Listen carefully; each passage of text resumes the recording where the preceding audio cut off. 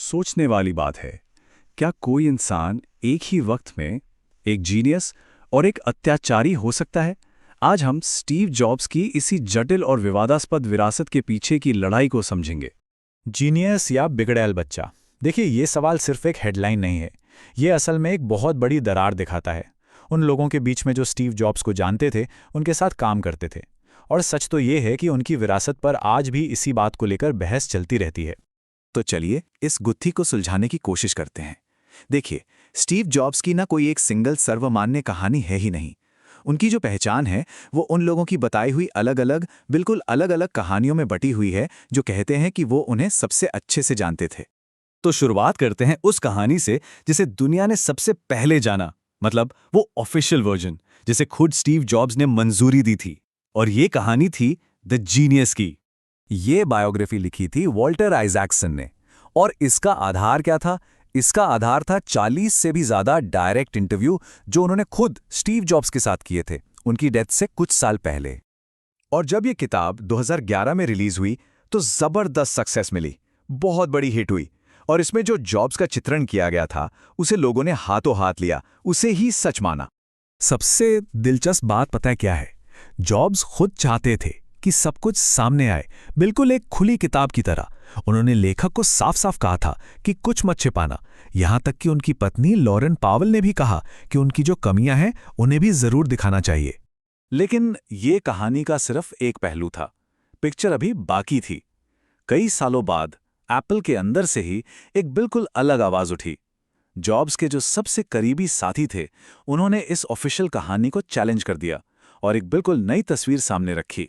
उनका कहना था कि आइजैक्सन की जो किताब है वो जॉब्स के साथ एक बहुत बड़ी नाइंसाफी है, और इसलिए उन्होंने एक नई किताब को सपोर्ट किया। एक ऐसी किताब जिसके बारे में उनका मानना था कि वो उस असली इंसान को दिखाती है जिसे वो लोग जानते थे। और ये बात काफी हैरान करने वाली थी। एप्पल की जो नई लीडरशिप थी, टिम कुक को मिलाकर, उन्होंने जॉब्स की ऑफिशियल बायोग्राफी को कितनी जोरदार तरीके से खारिज कर दिया। टिम कुक ने तो यहां तक कह दिया कि जिस आदमी के बारे में इस किताब में लिखा है, मैं उसके साथ तो कभी काम ही नहीं करना चाहता। तो उन्होंने एक अलग ही जॉब्स की तस्वीर पेश की। ऐसा नहीं जैसा आइजैक्सन की किताब में था, एक लालची स्वार्थी इंसान, बल्कि एक दयालु, एक निस्वार्थ जॉब्स। एक किस्सा भी सुनाया जाता है इसके बारे में। जब टिम कुक ने उन्हें अपने लिवर का एक हिस्सा ऑफर किया था तो जॉब्स ने साफ साफ मना कर दिया। बोले, मैं तुम्हें ऐसा कभी नहीं करने दूंगा। अब आते हैं एक ऐसे दृष्टिकोण पर जो शायद सबसे पर्सनल है और सबसे दर्दनाक भी। ये कहानी है उनकी पहली बेटी लिसा ब्रेनन जॉब्स की। उन्होंने 2018 में एक संस्मरण लिखा, स्मॉल फ्राई। और ये किताब ना हमें एप्पल के चमकते दफ्तारों से बहुत दूर एक अलग ही दुनिया में ले जाती है। ये एक बेटी की नज़रों से देखी गई उसके पिता की एक बिल्कुल अनफिल्टर्ड और अक्सर बहुत तकलीफदेह कहानी है। ये किताब ऐसे लम्हों से भरी पड़ी है जो दिल दहला देते हैं। उनके अपने परिवार से जो भावनात्मक दूरी थी वो साफ दिखती है। और ये भी दिखाता है कि वो कितने क्रूर हो सकते थे। एक किस्सा है, लिसा ने एक बार उनसे पूछा कि क्या वो उनकी पुरानी पोर्श ले सकती है। इस पर जॉब्स का जवाब, उन्होंने सिर्फ चिल्लाकर कहा, तुम्हें कुछ नहीं मिलेगा। और देखिए, ये कोई एकाध बार की बात नहीं थी, ये एक अकेली घटना नहीं थी। लीसा की किताब में ऐसे कई कई किस्से हैं जो एक पैटर्न दिखाते हैं, एक कंट्रोलिंग और अक्सर दुख देने वाले व्यवहार का पैटर्न। तो अभी तक हमने परिवार और सहकर्मियों की बात की। पूरी तस्वीर के लिए एप्पल के इस दायरे से बाहर निकलना भी जरूरी है। चलिए देखते हैं उस इंसान का नजरिया जो जॉब्स का सबसे बड़ा प्रतिद्वंदी माना जाता था, बिल गेट्स।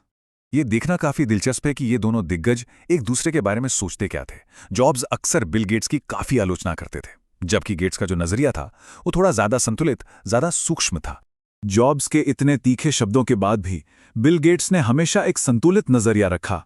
वो समझते थे कि उनका जो कंपटीशन था ना, उसने उन दोनों को ही बेहतर बनने में मदद की, और वो जॉब्स के टैलेंट की दिल से इज्जत करते थे, भले ही उनकी पर्सनैलिटी से सहमत ना हो। तो इन सब अलग अलग टुकड़ों को देखने के बाद हम वापस अपने शुरुआती सवाल पर आते हैं, और अब शायद हम बेहतर समझ सकते हैं कि असली स्टीव जॉब्स की एक तस्वीर बनाना इतना मुश्किल क्यों है। इतने सारे अलग अलग, एक दूसरे से बिल्कुल अलग बयान सुनने के बाद सवाल तो यही उठता है कि आखिरकार एक सच्ची तस्वीर कैसे बनाई जाए। और शायद सच यही है कि कोई एक असली स्टीव जॉब्स था ही नहीं। वो एक ही समय में ये सब कुछ थे। एक दूरदर्शी जिसने दुनिया बदल दी, एक मुश्किल बॉस, एक बहुत ही जटिल पिता और एक जबरदस्त प्रतिस्पर्धी। और शायद इस पूरी कहानी से सबसे बड़ी सीख यही मिलती है, हम लोगों को ये गलती नहीं करनी चाहिए कि हम मान लें कि प्रतिभाशाली होने के लिए क्रूर होना जरूरी है। जैसा कि एक टिप्पणीकार ने बहुत खूब कहा, जीनियस जैसा दिखने के लिए क्रूरता से पेश आना उतना ही मूर्खतापूर्ण है जितना उनकी चाल की नकल करके सफल होने की कोशिश करना।